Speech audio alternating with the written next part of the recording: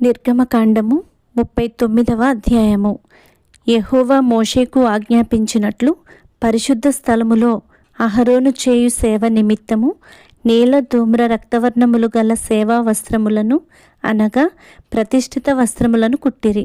మరియు అతడు బంగారుతోనూ నీలధూమ్ర రక్తవర్ణములు గల నూలుతోనూ పేనిన సన్న నారతోనూ ఏఫోదును చేసెను. నీలధూమ్ర రక్తవర్ణములు గల నూలుతోనూ సన్న నారతోనూ చిత్రకారుని పనిగా నేయుటకు బంగారును రేకులుగా కొట్టి అది తీగలుగా కత్తిరించిరి. దానికి కూర్చు భుజఖండములను చేసిరి. దానికి 2 అంచుల యందు అవి కూర్చబడెను. దాని మీదనున్న దాని విచిత్రమైన దట్టి ఏకాండమై దానితో సమమైన పని కలిగి బంగారుతోనూ నీలధూమ్ర రక్తవర్ణములు గల పేనిన సన్ననారతోనూ చేయబడెను. అట్లు యెహోవా మోషేకు ఆజ్ఞాపించెను.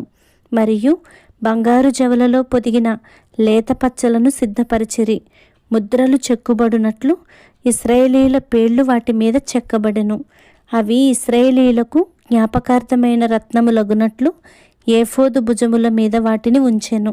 అట్లు యెహోవా మోషేకు ఆజ్ఞాపించెను. మరియు అతడు ఏఫోదు పనివలే బంగారుతోనూ నీలధూమ్ర రక్తవర్ణములు గల పంక్తులతోనూ సన్ననారతోనూ చిత్రకారుని పనిగా పతకమును చేసెను. అది చచ్చౌకముగా నుండెను. ఆ పతకమును మడతగా చేసిరి. అది మడవబడినదై జానెడు పొడుగు జానెడు వెడల్పు గలది. వారు దానిలో 4 పంక్తుల రత్నములను పొదిగిరి. మాణిక్య గోమేధిక మరకతములు గల పంక్తి మొదటిది. పద్మరాగ నీల సూర్యకాంత మణుగు గల పంక్తి రెండవది. గారుత్మతకము యష్మురాయి ఇంద్రనీలమును గల పంక్తి మూడవది. రక్తవర్ణపు రాయి సులిమాని రాయి సూర్యకాంతమును గల పంక్తి 4వది. వాటి పంక్తులలో అవి బంగారు జవలలో పొదిగింపబడెను. ఆ రత్నములు ఇశ్రాయేలీయుల పేర్ల చొప్పున 12 ముద్రల వలె చెక్కబడిన వారి పేర్ల చొప్పున 12 గోత్రముల పేర్లు ఒక్కొక్క దాని మీద ఒక్కొక్క పేరు చెక్కబడెను. మరియు వారు ఆ పతకమునకు మేలిమి బంగారుతో అల్లిక పని అయిన గొలుసులు చేసిరి. వారు 2 బంగారు జవలు 2 బంగారు ఉంగరములను చేసి ఆ 2 ఉంగరములను పతకపు 2 కొనలను ఉంచి అల్లబడిన ఆ 2 బంగారు గొలుసులను పతకపు కొనలనున్న 2 ఉంగరములలో వేసి అల్లబడిన ఆ 2 గొలుసుల కొనలను ఆ 2 జవలకు తగిలించి ఏఫోదు భుజఖండముల మీద దాని ఎదుట ఉంచిరి. మరియు వారు 2 బంగారు ఉంగరములను చేసి ఏఫోదు నెదుటనున్న పతకపు లోపలి అంచున దాని 2 కొనలకు వాటిని వేసిరి. మరియు 2 బంగారు ఉంగరములను చేసి ఏఫోదు విచిత్రమైన నడికట్టునకు పైగా దాని 2వ కూర్పు నొద్దనున్న దాని ఎదుటి ప్రక్కను ఏఫోదు 2 భుజఖండములకు దిగువను వాటిని వేసిరి. ఆ పతకము ఏఫోదు విచిత్రమైన దట్టికి పైగా నుండునట్లును అది ఏఫోదు నుండి విడిపోకుండునట్లును ఆ పతకమును దాని ఉంగరములకును ఏఫోదు ఉంగరములకును నీలి సూత్రముతో కట్టిరి. అట్లు యెహోవా మోషేకు ఆజ్ఞాపించెను. మరియు అతడు ఏఫోదు చొక్కాయి కేవలము నీలి నూలుతో అల్లిక పనిగా చేసెను. ఆ చొక్కాయి మధ్యనున్న రంధ్రము కవచరంధ్రము వలె ఉండెను.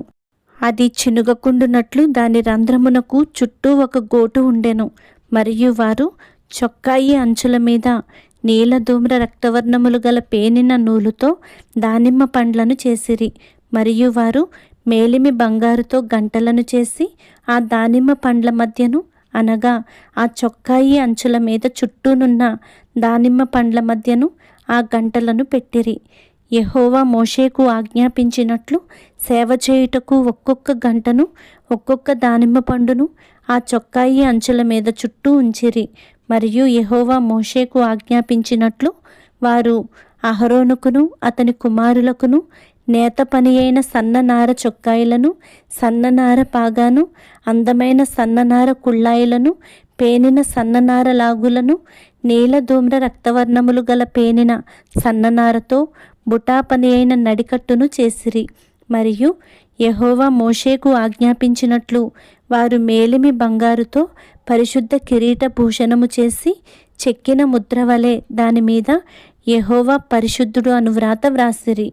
యెహోవా మోషేకు ఆజ్ఞాపించినట్లు పాగాకు మీదుగా కట్టునట్లు దానికి నీలి సూత్రమును కట్టిరి. ప్రత్యక్షపు గుడారపు మందిరము యొక్క పని యావత్తును సంపూర్తి చేయబడెను. యెహోవా మోషేకు ఆజ్ఞాపించిన ప్రకారముగానే ఇశ్రాయేలీయులు చేసిరి.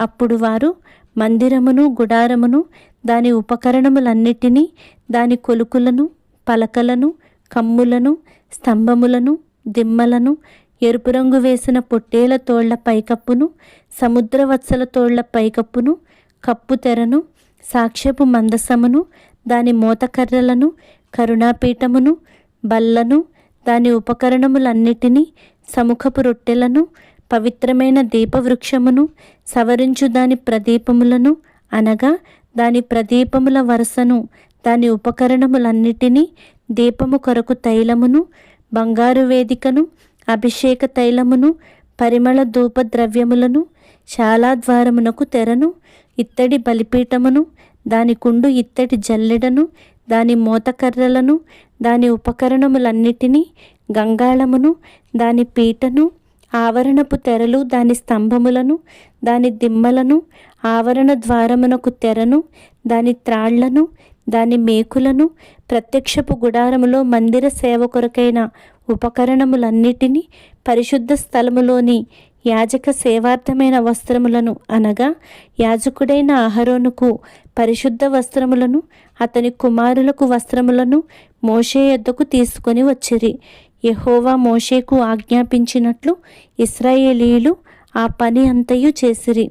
మోషే ఆ పని అంతయు చూచినప్పుడు యెహోవా ఆజ్ఞాపించున్నట్లు వారు దానిని చేసియుండిరి. అలాగుననే చేసియుండిరి గనుక మోషే వారిని దీవించెను.